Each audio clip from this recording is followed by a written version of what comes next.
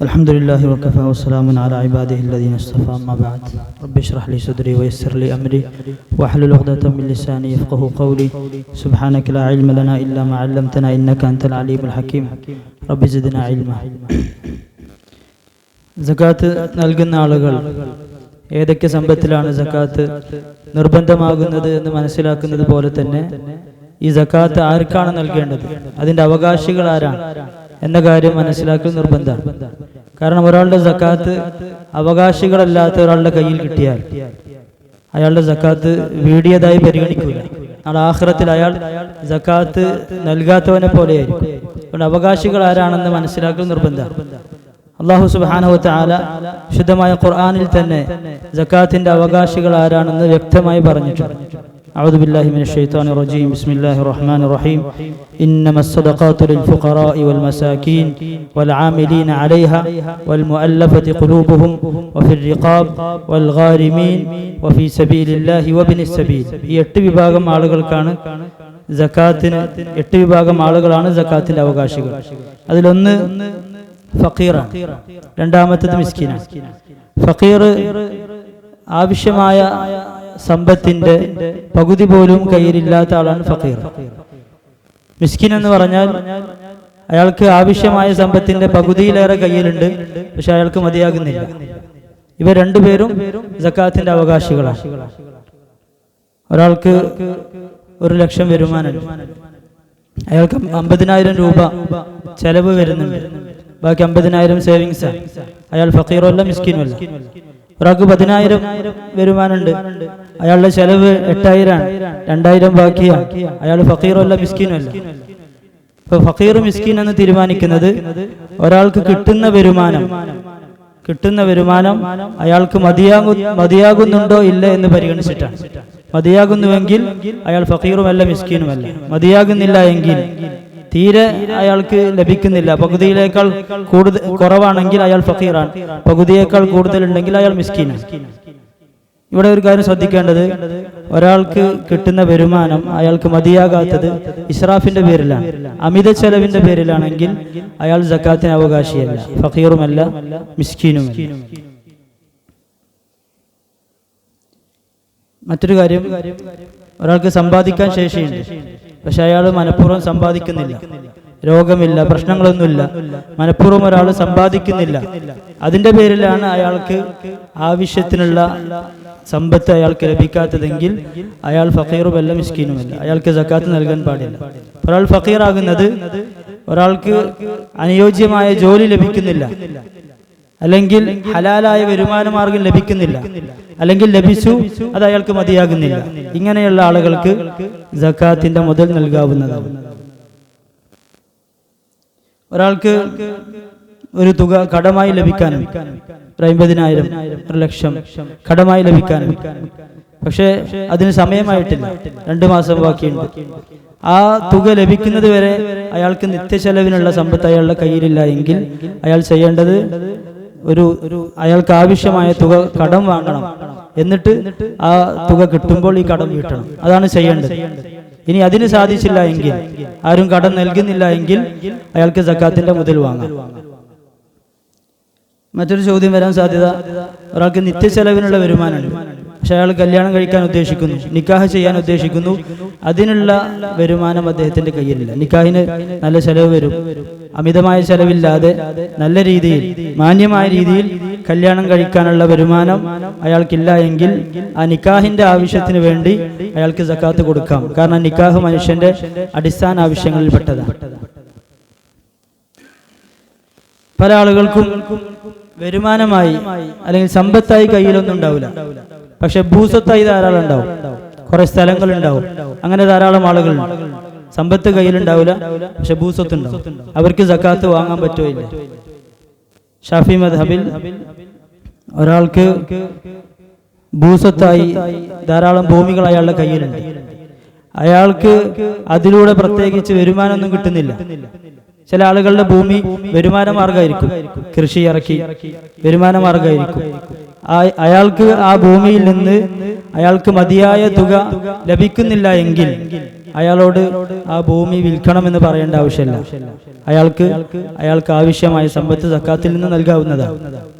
ഒരാൾക്ക് ഭൂമിയുണ്ട്, അതിനെ ഉപയോഗപ്പെടുത്തുന്നില്ല, അത് വരുമാന മാർഗമല്ല, ഉപയോഗപ്പെടുത്താതെ അവിടെ വെച്ചിരിക്കാം, അയാളുടെ കയ്യിലാണെങ്കിൽ പൈസ ഇല്ല, അങ്ങനെയുള്ള ആളുകൾക്ക് സക്കാത്ത് നൽകാൻ പറ്റുമോ? പാടില്ല. അയാളോട് ആദ്യം ആ ഭൂമി വിൽക്കാൻ പറയണം, എന്നിട്ട് അതിന്റെ ആ ഭൂമിയിൽ നിന്ന് കിട്ടുന്ന പൈസ അദ്ദേഹത്തിന്റെ ചെലവിനെടുക്കാൻ പറയണം. ഭൂസ്വത്തുണ്ടായിട്ട് ഒരാൾക്ക് സമ്പത്തില്ല എന്ന് പറയാൻ പാടില്ല. ചിലപ്പോൾ ചില ഭൂമി വിൽക്കാൻ സാധിക്കാത്തത് നിയമപരമായ പ്രശ്നത്തിന്റെ പേരിലാണ്, അല്ലെങ്കിൽ അത് വിൽക്കാൻ യോഗ്യമായ ഭൂമിയല്ല. അങ്ങനെയാണെങ്കിൽ സക്കാത്ത് വാങ്ങും. ഇവിടെ അടിസ്ഥാനപരമായി മനസ്സിലാക്കേണ്ടത്, ഒരാളുടെ കയ്യിൽ നിത്യചെലവിനുള്ള സമ്പത്തില്ല എന്നത് മാത്രം ഒരാൾ ഫഖീറായി അല്ലെങ്കിൽ മിസ്കീനായി പരിഗണിക്കപ്പെടാനുള്ള കാരണമല്ല. മറിച്ച് അയാൾക്ക് ജീവിക്കാൻ ആവശ്യമായ വീട്ടുപകരണങ്ങൾ, വസ്ത്രം, വാഹനം, പണിയായുധങ്ങൾ, രോഗിയാണെങ്കിൽ ചികിത്സയ്ക്കുള്ള സമ്പത്ത് തുടങ്ങിയ അത്യാവശ്യങ്ങൾക്ക് പുറമെ മൂല്യമുള്ള എന്തെങ്കിലും വസ്തു അദ്ദേഹത്തിന്റെ കയ്യിലുണ്ടെങ്കിൽ, ഭൂമി തന്നെ ആവണമെന്നില്ല, ചില ആൾക്കാർക്ക് 2-3 വണ്ടി ഉണ്ടാവും.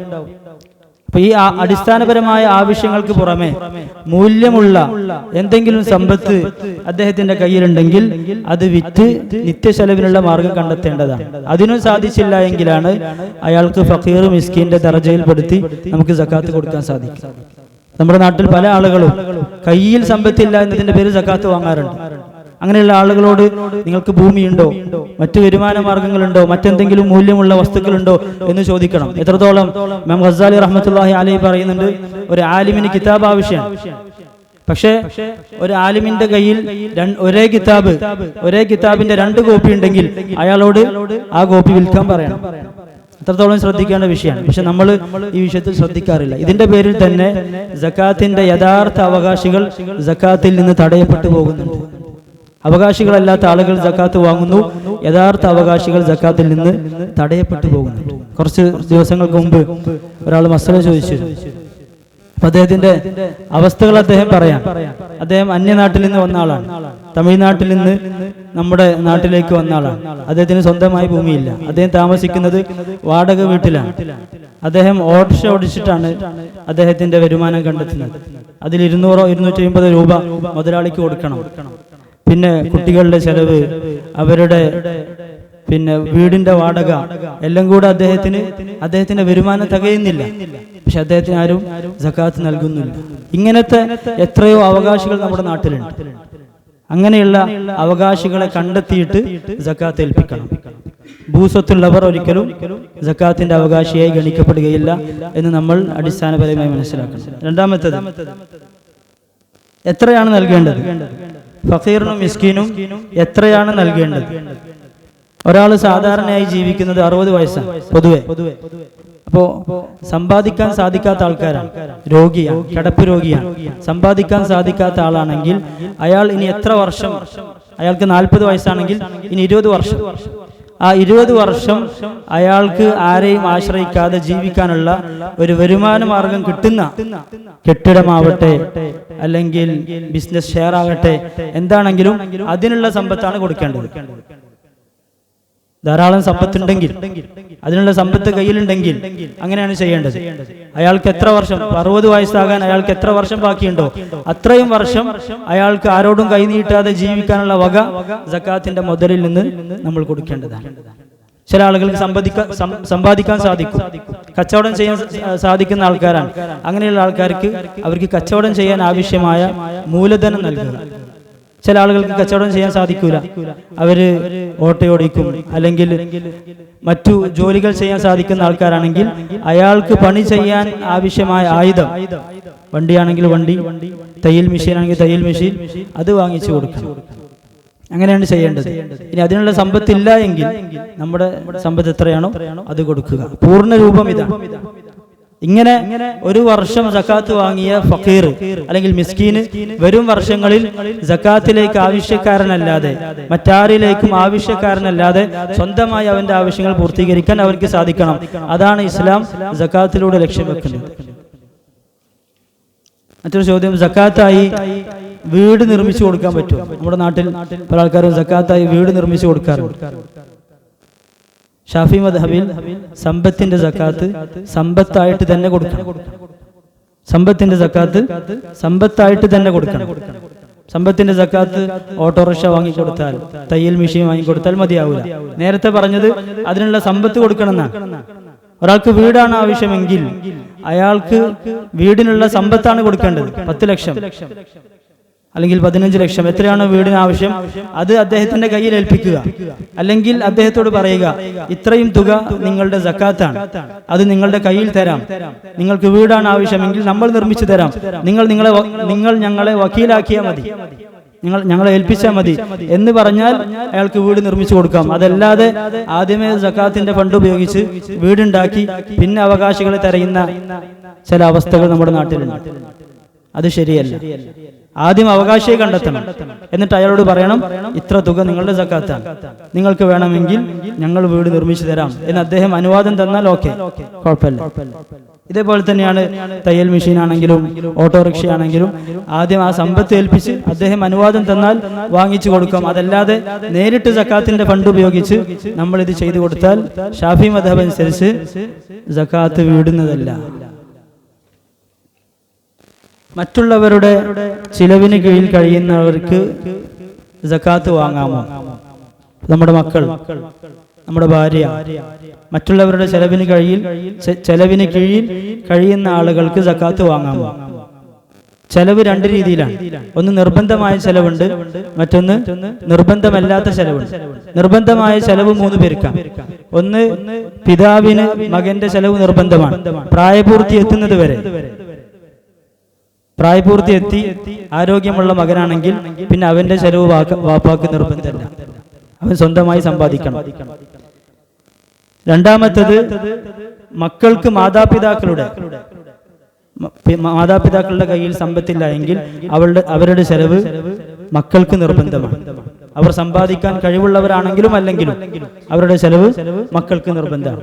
മൂന്നാമത്തത്, ഭർത്താവിന് ഭാര്യയുടെ. ഈ 3 ചെലവും നിർബന്ധമായ ചെലവാണ്.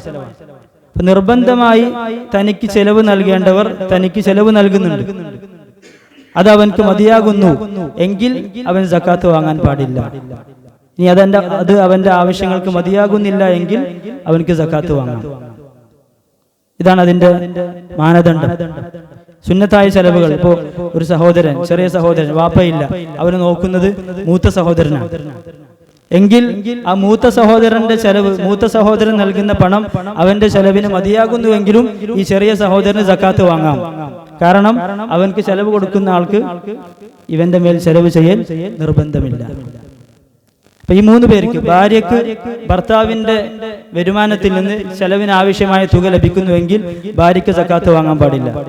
മക്കൾ, പ്രായപൂർത്തി എത്താത്ത മക്കൾക്ക് തന്റെ മാതാപിതാക്കളുടെ ചെലവ്, വരുമാനം അല്ലെങ്കിൽ അവരുടെ സമ്പത്ത് മതിയാകുന്നുവെങ്കിൽ സക്കാത്ത് വാങ്ങാൻ പാടില്ല. അതേപോലെ മാതാപിതാക്കൾക്ക് മക്കൾ നൽകുന്ന സമ്പത്ത് മതിയാകുന്നുവെങ്കിൽ സക്കാത്ത് വാങ്ങാൻ പാടില്ല. ഇത് 3മല്ലാത്ത ആളുകൾക്ക് മറ്റുള്ളവർ നൽകുന്നത് മതിയാകുന്നുവെങ്കിലും അവർക്ക് സക്കാത്ത് വാങ്ങാം.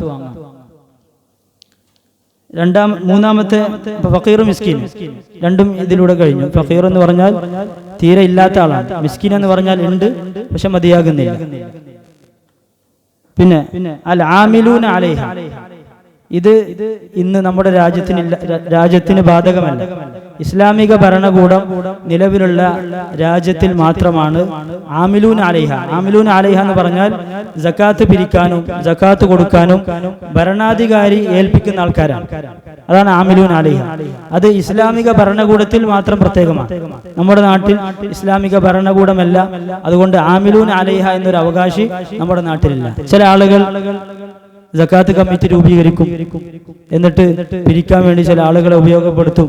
എന്നിട്ട് അവർക്ക് എന്ത് ചെയ്യും? അവർ സക്കാത്തിന്റെ ആമിലീങ്ങളാണെന്ന് പറഞ്ഞ് സക്കാത്ത് കൊടുക്കും. പല സംഘടനക്കാരും ചെയ്യാറുണ്ട്, സക്കാത്ത് വീടുന്നതല്ല. അങ്ങനെയുള്ള സക്കാത്ത് കമ്മിറ്റികൾക്ക് നമ്മൾ സക്കാത്തിന്റെ സമ്പത്ത് നൽകാനും പാടില്ല. സക്കാത്ത് കമ്മിറ്റികൾക്ക് ആമിലീങ്ങൾ എന്ന പേരിൽ സക്കാത്തിന്റെ ഫണ്ട് കൊടുക്കാൻ പാടില്ല, അവർക്ക് വേറെ തുക നിശ്ചയിക്കാം. സക്കാത്തിന്റെ ഫണ്ട് സക്കാത്ത് കമ്മിറ്റികൾക്ക് അവരുടെ ആമിലികൾക്ക് കൊടുക്കാൻ പാടില്ല. ഈ ആമിലൂൻ അലൈഹ എന്നത് ഇസ്ലാമിക ഭരണകൂടം നിലവിലുള്ള രാജ്യത്തിൽ മാത്രമാണ്. നാലാമത്തത് അൽ മുഅല്ലഫത്തു ഖുലൂബുഹും, പുതു മുസ്ലിമീങ്ങൾ. ഇതൊന്നും നമ്മുടെ നാട്ടിലുണ്ട്. പുതുമുസ്ലിമീങ്ങൾ, ഇസ്ലാമിലേക്ക് പുതുതായി വന്ന ആൾക്കാർ, പക്ഷെ അവർ ഇസ്ലാമിൽ ഉറച്ചിട്ടില്ല, അവർക്ക് ഇസ്ലാമിൽ ഉറക്കാത്ത ആൾക്കാരാണ്. അങ്ങനെയെങ്കിൽ സമ്പത്ത് കൊടുത്താൽ അവർ ഇസ്ലാമിൽ അടിയുറച്ചു നിൽക്കാൻ കാരണമാകും എങ്കിൽ അവർക്ക് സമ്പത്ത് നൽകാവുന്നതാണ്. റസൂലുള്ളാഹി സ്വല്ലല്ലാഹു അലൈഹി വസല്ലം പല പുതുമുസ്ലിമീങ്ങൾക്കും സക്കാത്ത് നൽകിയതായി ഹദീസിൽ വരുന്നുണ്ട്. അവർ സമ്പന്നരാണെങ്കിലും അവരെ ഇസ്ലാമിൽ ഉറപ്പിച്ചു നിർത്താൻ വേണ്ടി സക്കാത്ത് നൽകാവുന്നതാണ്. അതുപോലെ തന്നെ രണ്ടാമത്തെ വിഭാഗം അവര് മുഅല്ലഫത്ത് ഖുലൂബ് രണ്ട് വിഭാഗമാണ്. ഒന്ന് ഈ പറഞ്ഞതാണ്. രണ്ടാമത്തത് അവർക്ക് ഇസ്ലാമിന് കുഴപ്പമൊന്നുമില്ല, അവർക്ക് അടിയുറച്ച ഇസ്ലാമുണ്ട്, പക്ഷേ അവർ കുറച്ച് പദവിയുള്ള ആൾക്കാരാണ്. അവർക്ക് നമ്മൾ സക്കാത്ത് കൊടുത്താൽ അതുവഴിയായി അവരുടെ പരിചയത്തിലുള്ളവരും ഇസ്ലാമിലേക്ക് വരാൻ സാധ്യതയുണ്ട് എങ്കിൽ ഇവർക്ക് ആ പുതുമുസ്ലിമീങ്ങളായ ആളുകൾക്ക് നമുക്ക് സക്കാത്ത് നൽകാവുന്നതാണ്. ഇത് രണ്ടും ഈ മുഅല്ലഫത്ത് ഖുലൂബിന്റെ കീഴിൽപ്പെട്ടതാണ്. അടുത്ത വിഭാഗം വഫിർ റിഖാബ്, അടിമകളാണ്. അതിന്ന് നിലവിലില്ല, അതുകൊണ്ട് ആ വിഷയം ചർച്ച ചെയ്യേണ്ട ആവശ്യമില്ല. പിന്നെ ഗാരിമൂൻ, കടബാധ്യതയുള്ള ആൾക്കാർ, കടമുള്ള ആൾക്കാർ. കടം ചിലപ്പോൾ ചില ആളുകൾ കടം വാങ്ങിയത് സ്വന്തം ആവശ്യത്തിനായിരിക്കും. സ്വന്തം ആവശ്യത്തിനാണ് ഒരാൾ കടം വാങ്ങിയതെങ്കിൽ അയാളുടെ കയ്യിൽ ആ കടം വീട്ടാനുള്ള പൈസ ഉണ്ടെങ്കിൽ അത് നഖദായിട്ടുണ്ടാവണമെന്നില്ല. എന്ന് പറഞ്ഞാൽ അയാളുടെ കയ്യിൽ പൈസയായിട്ടുണ്ടാവണമെന്നില്ല. അയാൾക്ക് പറമ്പുണ്ട്, സ്ഥലമുണ്ട്, അത് വിറ്റ് അയാൾക്ക് കടം വീട്ടാൻ പറ്റും എങ്കിൽ അയാൾക്ക് സക്കാത്ത് നൽകാൻ പാടില്ല. സ്വന്തം ആവശ്യത്തിന് കടം വാങ്ങിയ ആളുകളുടെ കയ്യിൽ അത് വീട്ടാനുള്ള എന്തെങ്കിലും ഒരു വക, അത് സമ്പത്തായിട്ട് തന്നെ ആവണമെന്നില്ല, എന്തെങ്കിലും ഒരു വക അവന്റെ കയ്യിലുണ്ടെങ്കിൽ അയാൾക്ക് സക്കാത്ത് നൽകാൻ പാടില്ല. ഒരു വകയും ഇല്ലാത്ത ആളുകൾക്ക് എത്രയാണോ അയാൾ കടം വാങ്ങിയത് ആ തുക മാത്രം സക്കാത്തിൽ നിന്ന് നൽകാം. ചില ആളുകൾ കടം വാങ്ങുന്നത് മറ്റു പല സ്വന്തം ആവശ്യത്തിനായിരിക്കൂല. ഇപ്പൊ പള്ളി പണിയാൻ വേണ്ടി കടം വാങ്ങും, അല്ലെങ്കിൽ മദ്രസ ഉണ്ടാക്കാൻ വേണ്ടി കടം വാങ്ങും. അങ്ങനെയുള്ള ആളുകൾക്ക് ആ കടം വീട്ടാനുള്ള സമ്പത്ത് കയ്യിലില്ലെങ്കിൽ, പറമ്പ് കയ്യിലുണ്ടാവും, പക്ഷെ സമ്പത്തായി ആ കടം വീട്ടാനുള്ള സമ്പത്ത് അവരുടെ കയ്യിലില്ലെങ്കിൽ അവർക്ക് എന്ത് ചെയ്യാം? സക്കാത്ത് കൊടുക്കാൻ പറ്റും. മൂന്നാമത്തെ വിഭാഗം രണ്ടു പേർക്കിടയിലുള്ള അല്ലെങ്കിൽ രണ്ട് കുടുംബത്തിനിടയിലുള്ള പ്രശ്നം തീർക്കാൻ വേണ്ടി സക്കാത്ത് വാങ്ങിയാൽ. രണ്ട് കുടുംബം തമ്മിൽ ഭയങ്കര പ്രശ്നമാണ്. അപ്പൊ എന്താണ് അതിന്റെ കാരണം എന്ന് അന്വേഷിച്ചപ്പോൾ ഒരു 2 ലക്ഷത്തിന്റെ കാരണം 2 ലക്ഷം, ആ 2 ലക്ഷം കൊടുത്താൽ പ്രശ്നം തീർന്നു. അങ്ങനെ മസ്ലഹത്തിന് വേണ്ടി കടം വാങ്ങിയ ആൾക്കാർ ആ കടം വീട്ടാൻ സമ്പത്തുണ്ടെങ്കിലും അയാൾക്ക് സക്കാത്ത് കൊടുക്കാം. ഇങ്ങനെ 3 കാറ്റഗറി ആയിട്ട് നമുക്ക് തിരിക്കാൻ പറ്റും. ഒന്ന് സ്വന്തം ആവശ്യത്തിന് വാങ്ങിയത്, മറ്റൊന്ന് പൊതുവായ ആവശ്യത്തിന് വേണ്ടി വാങ്ങിയത്, മറ്റൊന്ന് മസ്ലഹത്തിന് വേണ്ടി വാങ്ങിയത്. മസ്ലഹത്തിന് വേണ്ടിയ കടമാണെങ്കിൽ എങ്കിൽ അയാൾക്ക് സമ്പത്തുണ്ടെങ്കിലും സക്കാത്തിന്റെ മുതൽ കൊടുക്കാം, കാരണം അതൊരു പ്രചോദനമാണ്. മറ്റൊന്ന് പൊതുവായ ആവശ്യങ്ങൾക്ക് വേണ്ടി വാങ്ങിയവർ, അവരുടെ ആ സമ്പത്ത് വീട്ടാനുള്ള, ആ കടം വീട്ടാനുള്ള സമ്പത്ത് കയ്യിലില്ല എങ്കിൽ അവർക്ക് കൊടുക്കാം. വീട്, പറമ്പ്, അതുപോലെയുള്ള മറ്റു വസ്തുക്കൾ കയ്യിലുണ്ടെങ്കിലും സമ്പത്തില്ല എന്നതിന്റെ പേരിൽ കൊടുക്കാൻ പറ്റും. എന്നാൽ ഇമാം ഖസാലിയെ പോലെയുള്ള പല പണ്ഡിതന്മാരും സമ്പത്തുണ്ടെങ്കിലും അവർക്ക് സക്കാത്ത് കൊടുക്കാം എന്ന് പറഞ്ഞിട്ടുണ്ട്. മറ്റൊന്ന് സ്വന്തം ആവശ്യത്തിന് വേണ്ടി കടം വാങ്ങിയവർ, അവർക്ക് ഒരു നിലക്കും കടം വീട്ടാനുള്ള വകയില്ല എങ്കിൽ മാത്രം സക്കാത്ത് നൽകാം. ഏഴാമത്തെ വിഭാഗം ഫീ സബീലില്ലാ. ഇതും നമ്മുടെ രാജ്യത്തിലില്ല. ഇസ്ലാമിക ഭരണകൂടത്തിന് കീഴിൽ ശമ്പളം കൈപ്പറ്റാതെ യുദ്ധം ചെയ്യുന്ന യോദ്ധാക്കൾക്കാണ് ഫീ സബീലില്ലാ എന്ന് പറയുന്നത്. ഇമാം മാലിക് റഹ്മത്തുള്ളാഹി അലൈഹി ആയത്തിനെ വിശദീകരിച്ച് പറയുന്നുണ്ട്, ഫീ സബീലില്ലാ കുറേയുണ്ട്. ഫീ സബീലില്ലാ അള്ളാഹുവിന്റെ മാർഗത്തിൽ എന്ന് പറയുമ്പോൾ അത് വിശാലമായ അർത്ഥമാണ്. പക്ഷെ ഇവിടെ ഈ ആയത്തിൽ അതുകൊണ്ട് ഉദ്ദേശിക്കപ്പെടുന്നത് ഇസ്ലാമിക ഭരണകൂടത്തിൽ ശമ്പളം കൈപ്പറ്റാതെ ജിഹാദിന് പോകുന്ന യോദ്ധാക്കളാണ്. ചില സംഘടനക്കാർ ഫീ സബീലില്ലാ എന്ന് പറഞ്ഞുകൊണ്ട് എല്ലാത്തിനും സക്കാത്ത് കൊടുക്കും. മീഡിയക്ക് സക്കാത്ത് കൊടുക്കുന്ന ആൾക്കാരുണ്ട്. എന്താണ് ഫീ സബീലില്ലാ? മദ്രസകൾ ഫീ സബീലില്ലാ, പള്ളി നിർമ്മിക്കാൻ വേണ്ടി ഫീ സബീലില്ലാ, ഷാഫി മദ്ഹബിൽ എന്നല്ല. ബഹുമാനപ്പെട്ട വഹബത്ത് സുഹൈലി പറയുന്നുണ്ട്, ജമാഹിറു ഫുഖഹാഇൽ മദ്ഹബ്, ജുംഹൂർ ഭൂരിഭാഗം പണ്ഡിതന്മാരും പറയുന്നത് ഫീ സബീലില്ലയുടെ അവകാശി യഥാർത്ഥത്തിൽ യോദ്ധാക്കൾ മാത്രമാണ്. മറ്റുള്ളവർക്ക് ഈ ഗണത്തിൽപ്പെടുത്തി നമ്മൾ സക്കാത്ത് കൊടുക്കാൻ പാടില്ല, കൊടുത്താൽ അത് ശരിയാവില്ല. എട്ടാമത്തെ വിഭാഗം ഇബ്നു സബീല അഥവാ യാത്രക്കാരൻ. നമ്മുടെ നാട്ടിൽ നിന്ന് ഹലാലായ ലക്ഷ്യത്തിന് വേണ്ടി യാത്ര പോകാൻ ഉദ്ദേശിക്കുന്ന ആൾ, അല്ലെങ്കിൽ മറ്റൊരു നാട്ടിൽ നിന്ന് യാത്ര തുടങ്ങി നമ്മുടെ നാട്ടിലെത്തിയ ആൾ, ഇത് രണ്ടും യാത്രക്കാരാണ്. യാത്ര പുറപ്പെടണമെന്നില്ല, ഒരാൾക്ക് യാത്ര ചെയ്യണമെന്ന ഉദ്ദേശം ഉണ്ടായാൽ മതി. ഒരാൾ യാത്ര ചെയ്യാൻ ഉദ്ദേശിക്കുന്നു, അയാളുടെ ലക്ഷ്യം ഹലാലായ ലക്ഷ്യമാണ് എങ്കിൽ അയാൾക്ക് ആ യാത്ര പൂർത്തീകരിക്കാനുള്ള സമ്പത്ത് കയ്യിലില്ല എങ്കിൽ അയാൾക്ക് സക്കാത്തിന്റെ മുതൽ കൊടുക്കാം. എത്ര? അയാൾക്ക് ആ യാത്ര പൂർത്തീകരിച്ച് തിരിച്ചു വരാൻ എത്ര സമ്പത്ത് ആവശ്യമാണോ അത് മാത്രമാണ് കൊടുക്കേണ്ടത്. തിരിച്ചെത്തിയതിനു ശേഷം എന്തെങ്കിലും ബാക്കിയുണ്ടെങ്കിൽ അത് തിരിച്ചു വാങ്ങണമെന്നാണ്. മറ്റൊന്ന്, നമ്മുടെ നാട്ടിലെത്തിയ യാത്രക്കാരൻ, അയാൾക്ക് അയാളുടെ യാത്ര പൂർത്തീകരിക്കാനുള്ള സമ്പത്ത് കയ്യിലില്ല എങ്കിൽ ആ യാത്ര പൂർത്തീകരിക്കാനുള്ള സമ്പത്ത് സക്കാത്തിൽ നിന്ന് കൊടുക്കാം. ഒരാള് ഹറാമായ ലക്ഷ്യത്തിന് വേണ്ടി യാത്ര പോവാൻ, ഹറാമായ ലക്ഷ്യത്തിന് വേണ്ടി യാത്ര പോവാൻ, അയാൾക്ക് സക്കാത്ത് കൊടുക്കാൻ പാടില്ല. ലക്ഷ്യമില്ലാതെ യാത്ര ചെയ്യുന്ന ആൾക്കാരാണ് അല്ലേ? ലക്ഷ്യമില്ലാതെ യാത്ര ചെയ്യ, എപ്പോഴും യാത്രയാണ്, അവർക്ക് സക്കാത്ത് കൊടുക്കാൻ പാടില്ല എന്ന്. ഹലാലായ ലക്ഷ്യത്തിന് വേണ്ടി യാത്ര ചെയ്യുന്ന ആളുകൾക്ക് മാത്രമാണ് സക്കാത്ത് നൽകാൻ പറ്റുക. ഈ കടത്തിന്റെ വിഷയം പറഞ്ഞപ്പോൾ ഈ കടത്തിലും ഈ വിഷയം വരും. ഒരാള് പാപകരമായ ലക്ഷ്യത്തിന് വേണ്ടി കടം വാങ്ങിയാൽ സക്കാത്ത് കൊടുക്കാൻ പാടില്ല. ലോൺ എടുത്ത് കടക്കാരനായ ആൾക്ക് സക്കാത്തിൽ നിന്ന് അത് വീട്ടാനുള്ള തുക കൊടുക്കാൻ പാടില്ല. അങ്ങനെ കൊടുത്താൽ അയാൾ വീണ്ടും വീണ്ടും വാങ്ങിക്കൊണ്ടിരിക്കും. പക്ഷേ ഒരാൾ വാങ്ങി തൗബ ചെയ്തു എന്ന് നമുക്ക് ഉറപ്പായാൽ അയാൾക്ക് സക്കാത്തിന്റെ മുതൽ കൊടുക്കാം. തൗബ ചെയ്യാത്തിടത്തോളം അയാൾക്ക് സക്കാത്ത് നൽകാൻ പാടില്ല. ഇതാണ് അവകാശികൾ. ഇതുമായി ബന്ധപ്പെട്ട മറ്റു ചില സംശയങ്ങളാണ്. പിതാവിന്റെ സക്കാത്ത് മക്കൾക്ക് കൊടുക്കാൻ പറ്റുമോ? നമ്മൾ നേരത്തെ പറഞ്ഞു, ചെലവ് നിർബന്ധമായ ആൾക്കാരുണ്ട്. ഒരാൾക്ക്, ഒരു വ്യക്തിയുടെ ചെലവ് നിർബന്ധമായാൽ അയാൾക്ക് സക്കാത്ത് കൊടുക്കാൻ പാടില്ല. പ്രായപൂർത്തി എത്തിയ മക്കൾ അവർ ഏത് രീതിയിലുള്ളവരാണെന്ന് നോക്കണം. അവര് സ്വന്തമായി സമ്പാദിക്കാൻ കഴിയുന്ന ആൾക്കാരാണ് എന്ന് പറഞ്ഞാൽ, പ്രായപൂർത്തിയായി ആരോഗ്യപരമായ പ്രശ്നങ്ങളൊന്നും ഇല്ല എങ്കിൽ അവർക്ക് സക്കാത്ത് കൊടുക്കാം. പിതാവിന്റെ സമ്പത്ത് പ്രായപൂർത്തി എത്തിയ മക്കൾക്ക് കൊടുക്കാം. പ്രായപൂർത്തി എത്തിയില്ല, അതുപോലെ തന്നെ പ്രായപൂർത്തി എത്തിയിട്ടും ആരോഗ്യപരമായ പ്രശ്നങ്ങൾ കാരണം സമ്പാദിക്കാൻ സാധിക്കാത്തവരാണെങ്കിൽ പിതാവിന്റെ സക്കാത്ത് അവർക്ക് കൊടുക്കാൻ പാടില്ല. ക്ലിയർ അല്ലേ? പിന്നെ ഭാര്യയുടെ സക്കാത്ത് ഭർത്താവിന്റെ സക്കാത്ത് ഭാര്യയ്ക്ക് കൊടുക്കാൻ പാടില്ല. കാരണം ഭർത്താവിന് ഭാര്യയുടെ ചെലവ് നിർബന്ധമാണ്. എന്നാൽ ഭാര്യയ്ക്ക് ഭർത്താവിന് ചെലവ് കൊടുക്കൽ നിർബന്ധമില്ല. അതുകൊണ്ട് ഭാര്യയുടെ കയ്യിൽ സമ്പത്തുണ്ട്, ഭർത്താവിന്റെ കയ്യിൽ സമ്പത്തില്ല എങ്കിൽ ഭാര്യയുടെ സക്കാത്ത് ഭർത്താവിന് കൊടുക്കാം, തിരിച്ചു പറ്റൂല. എന്നാൽ അടുത്തത്, മാതാവിന്റെ സക്കാത്ത് മക്കൾക്ക് കൊടുക്കാൻ പറ്റും. പിതാവിൻ്റെതല്ല, മാതാവിന്റെ സക്കാത്ത്. പിതാവ് ജീവിച്ചിരിക്കുന്ന കാലത്തോളം മക്കളുടെ സക്കാത്ത്, മക്കളുടെ ചെലവ്, പിതാവ് ജീവിച്ചിരിക്കുന്ന കാലത്തോളം മക്കളുടെ ചെലവ് പിതാവിന്റെ ബാധ്യതയാണ്, മാതാവിന്റെ ബാധ്യതയല്ല. മാതാവ് സമ്പന്നയാണെങ്കിലും ബാധ്യത പിതാവിനാണ്. അതുകൊണ്ട് പിതാവ് ജീവിച്ചിരിക്കുന്ന സമയത്ത് മക്കൾക്ക് സമ്പത്തിന്റെ ആവശ്യം വന്നു എങ്കിൽ മാതാവിന്റെ സക്കാത്ത് മക്കൾക്ക് കൊടുക്കാം. കാരണം പിതാവ് ജീവിച്ചിരിക്കുന്നത് കൊണ്ട് മാതാവിന് മക്കളുടെ ചെലവ് നിർബന്ധമില്ല. പിതാവ് മരിച്ചുപോയാൽ മക്കളുടെ ചെലവ് മാതാവിന് നിർബന്ധമാണ്. അപ്പോൾ മാതാവിന്റെ സക്കാത്ത് മക്കൾക്ക് കൊടുക്കാൻ പാടില്ല.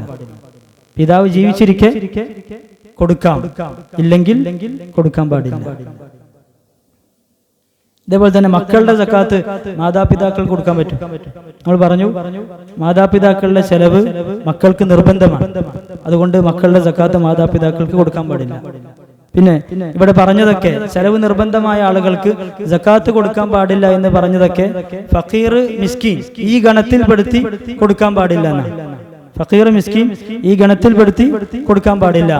പിതാവ് കടക്കാരനായാൽ ആ കടം വീട്ടാനുള്ള തുക മകന്റെ സക്കാത്തായി കൊടുക്കാൻ പറ്റും.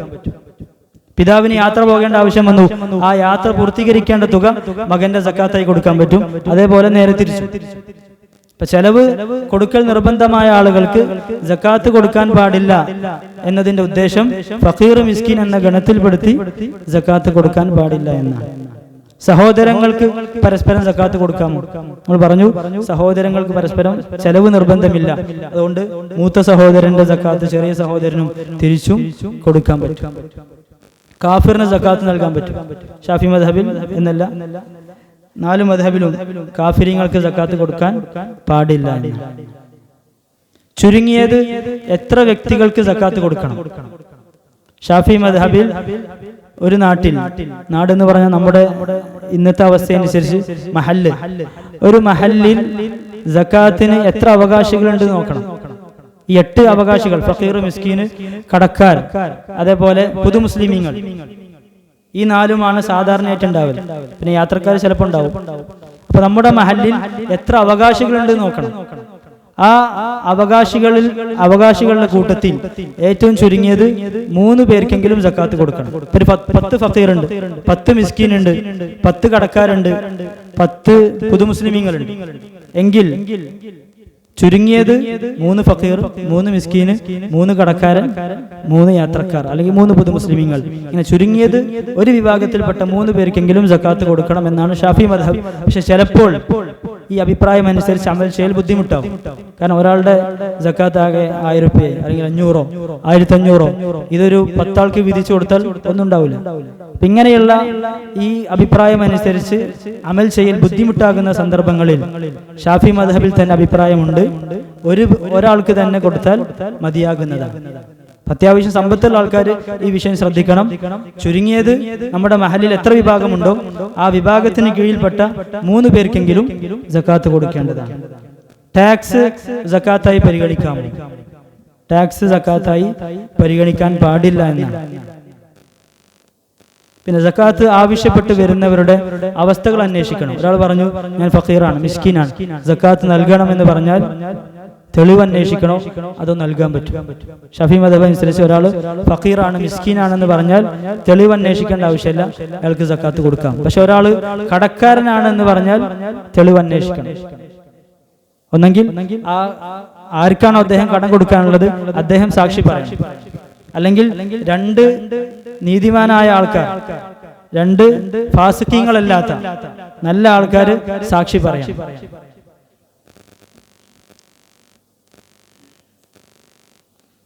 മരണപ്പെട്ടു പോയ വ്യക്തിയുടെ സക്കാത്ത് നിർബന്ധമായ അവസ്ഥയിൽ ഒരാൾ മരണപ്പെട്ടു പോയാൽ ആ സക്കാത്ത് വീടുന്നില്ല. മരണപ്പെട്ടു പോയി എന്നതിന്റെ പേരിൽ സക്കാത്ത് വീണു പോവില്ല. മരണപ്പെട്ടാലും അയാളുടെ സമ്പത്തിൽ നിന്ന് അനന്തരാവകാശികൾ സക്കാത്ത് നൽകേണ്ടതാണ്. പിന്നെ സക്കാത്തിന്റെ നിയ്യത്ത്, സക്കാത്ത് കൊടുക്കുമ്പോൾ നിയ്യത്ത് വെക്കണോ വേണ്ട? നിർബന്ധമായ എല്ലാ അമലുകൾക്കും നിയ്യത്ത് നിർബന്ധമാണ്. അതുപോലെ തന്നെ സക്കാത്തിലും നിയ്യത്ത് നിർബന്ധമാണ്. ഒരാൾ സക്കാത്ത് കൊടുക്കുമ്പോൾ ഇതെന്റെ നിർബന്ധമായ സദഖയാണ്, അല്ലെങ്കിൽ ഇതെന്റെ സക്കാത്താണ്. ഒന്നെങ്കിൽ നിർബന്ധമായ സദഖയാണ്, അല്ലെങ്കിൽ ഇതെന്റെ സക്കാത്താണ് എന്ന് പറയണം, അല്ലെങ്കിൽ കരുതണം. കരുതലാണ് നിർബന്ധം, പറയൽ നല്ലതാണ്. ഇങ്ങനെ കരുതാതെ ഒരാൾ സക്കാത്ത് കൊടുത്തതിന് ശേഷം അയാൾ കരുതി അത് സക്കാത്താക്കാം, അത് സക്കാത്താക്കാൻ പാടില്ല, അത് സക്കാത്തായി വീടില്ല.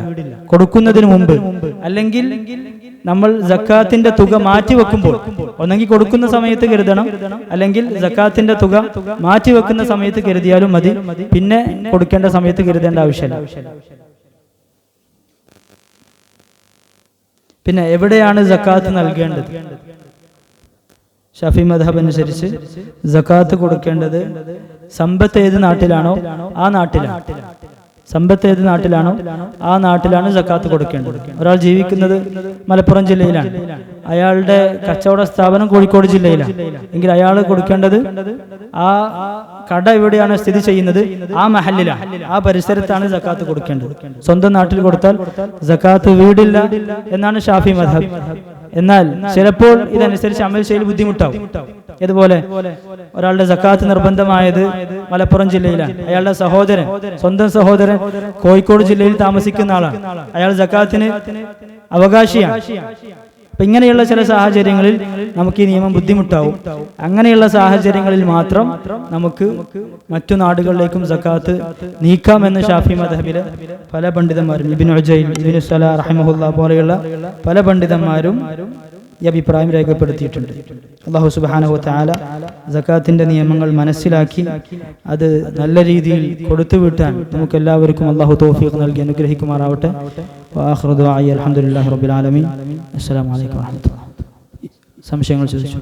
ഈ വിഷയവുമായി ബന്ധപ്പെട്ട സംശയങ്ങൾ. ഒരാൾക്ക് സക്കാത്ത് സ്വീകരിക്കേണ്ട ഒരു വ്യക്തി കടബാധിതനാണ്. അപ്പോൾ ആ കടത്തിൻ്റെ പേരിൽ അയാൾക്ക് സക്കാത്ത് വാങ്ങി. അപ്പോൾ അയാൾക്ക് ആ പൈസ ബിസിനസ്സിലേക്ക് ഇടാൻ പറ്റുമോ? അല്ലെങ്കിൽ ബിസിനസ്സിന് വേണ്ടി അല്ലെങ്കിൽ ഫക്കീർ എന്ന നിലയ്ക്ക് അദ്ദേഹത്തിൻ്റെ ജീവിതോപാധിക്ക് വേണ്ടി സക്കാത്ത് വാങ്ങി. നേരത്തെ പറഞ്ഞ പോലെ തന്നെ എന്തെങ്കിലും മൈഷ്യത്ത് സ്ഥിരമായ രൂപത്തിൽ ആ തന്ന പൈസ അദ്ദേഹം എന്തോ കടത്തേക്ക് വിടുകയോ അല്ലെങ്കിൽ മറ്റെന്തെങ്കിലും ചെലവുകൾക്ക് വേണ്ടി ഉപയോഗിക്കാൻ പറ്റുമോ എന്നുള്ള കാര്യം എടുക്കാം, പറ്റും. അതോടൊപ്പം തന്നെ ഈ സക്കാത്ത് കൊടുത്ത വ്യക്തി പിന്നെ ആ പൈസ അയാൾ എന്ത് ചെയ്തു എന്ന രൂപത്തിൽ അന്വേഷിക്കണമെന്നുണ്ടോ? അങ്ങനെ ഇല്ല, അന്വേഷിക്കില്ല. അതിന്റെ ആവശ്യമില്ല. അയാൾ അവകാശിയാണെന്ന് ഉറപ്പിച്ചാൽ മതി. അവകാശിയല്ല എന്ന് പിന്നീട് ബോധ്യപ്പെട്ടാൽ ചിലപ്പോൾ അങ്ങനെ ഉണ്ടാവും. അവകാശിയാണെന്ന് കരുതി കൊടുക്കും, പിന്നെ ബോധ്യപ്പെടും അവകാശിയായിരുന്നില്ല. അങ്ങനെയാണെങ്കിൽ ആ സക്കാത്ത് തിരിച്ചു വാങ്ങണം. അയാളുടെ കയ്യിൽ നിന്ന് ആ സമ്പത്ത് നഷ്ടപ്പെട്ടു പോയിട്ടുണ്ടെങ്കിൽ അതിന്റെ മൂല്യമുള്ള വേറെ എന്തെങ്കിലും വസ്തു എടുക്കണം. ഒന്നും കയ്യിലില്ല എങ്കിൽ മടക്കി കൊടുക്കണം എന്നാണ്. ഒന്നും കൂടെ സക്കാത്ത് കൊടുക്കണം. അവകാശി തന്നെയാണ്, പക്ഷേ പിന്നെ അന്വേഷിക്കേണ്ട ആവശ്യമില്ല. രീതികൾ വ്യത്യസ്തമായിരിക്കും. വേണ്ട, ഇല്ല, അത് നമ്മളെ ബാധിക്കൂല. സ്ത്രീകളോ അവകാശികളോ? സ്ത്രീകൾ എന്നൊരു അവകാശിയില്ല. ഈ ഏതെങ്കിലും പറഞ്ഞ 8 വിഭാഗത്തിൽ സ്ത്രീകൾ പെട്ടാൽ അവകാശികളാണ്. സൗദിയിലാണ് സഹോദരൻ. അപ്പോ പിന്നെ അവിടെ സക്കാത്ത് കൊടുക്കണമെന്നുണ്ടോ? സൗദിയിലാണ് സ്ഥാപനമെങ്കിൽ സ്ഥാപനമല്ല, സഹോദരൻ അവന്റെ സ്ഥാപനം അവിടെയാണ്. അപ്പൊ സക്കാത്ത് അവിടെ അവർക്ക് ബുദ്ധിമുട്ടാണ്. അവിടെ ആൾക്കാർ അങ്ങനെ ബന്ധങ്ങളോ പിന്നെ അങ്ങനെ കൊടുക്കണം. പറഞ്ഞല്ലോ, ഷാഫി മദ്ഹബിൽ കൊടുക്കാൻ പാടില്ല എന്നാണ്. പക്ഷെ ഇങ്ങനെയുള്ള സാഹചര്യങ്ങൾ, സഹോദരനാണ് അല്ലെങ്കിൽ അടുത്ത ബന്ധുവാണ്, കൂട്ടുകാരനാണ്, ഇങ്ങനെയുള്ള സാഹചര്യങ്ങളിൽ കൊടുക്കാൻ പറ്റുന്നതാണ്. പിന്നെ അവിടെ സൗദിയിലുള്ള സക്കാത്ത് സെല്ലുകളിൽ അങ്ങനെ കൊടുത്താൽ വീടും. അത് അവസ്ഥ നമ്മൾ അന്വേഷിക്കേണ്ടി വരും. അവര് ആർക്കാണ് കൊടുക്കുന്നതെന്ന് കൃത്യമായി അന്വേഷിച്ചാൽ വീടും. അന്വേഷിക്കാതെ കൊടുക്കരുത്. സംഘടിത സക്കാത്ത് സ്വന്തമായി കൊടുക്കാം, അല്ലെങ്കിൽ വക്കാലത്ത് ഏൽപ്പിക്കാം. 2 രീതിയുണ്ട്. സംഘടിത സക്കാത്ത് ആകുമ്പോൾ വക്കാലത്താണ് പറ്റും. പക്ഷെ നമ്മൾ ആരെയാണോ വക്കീലാക്കുന്നത് അവർ യഥാർത്ഥ അവകാശികളുടെ കയ്യിൽ തന്നെയാണ് കൊടുക്കുന്നത് എന്ന് ഉറപ്പുവരുത്തണം. ഇല്ല, അല്ല, നമ്മുടെ ഉത്തരവാദിത്തം. ബിസിനസ്സിൽ കുറച്ച് എമൗണ്ട് ഇൻവെസ്റ്റ്മെന്റ് ചെയ്തിട്ടുണ്ട്. 2-3 വർഷം ഇൻവെസ്റ്റ്മെന്റ് ചെയ്ത് പക്ഷെ അതിന് ഇൻകം ഒന്നും വരുന്ന അവസ്ഥയിലെത്തിയിട്ടില്ല. എന്നാലും കുറച്ച് ലോസ് ഉണ്ടെങ്കിലും ബാക്കി വലിയൊരു എമൗണ്ട് ഇൻവെസ്റ്റ് ബിസിനസ്സിലുണ്ട്. ഈ സക്കാത്ത് എങ്ങനെ കൊടുക്കാൻ ഇപ്പൊ നിലവിൽ കയ്യിലെ എമൗണ്ട് ഒന്നുമില്ല. സക്കാത്ത് നിർബന്ധമായി കയ്യിൽ പൈസ ഇല്ല അല്ലേ?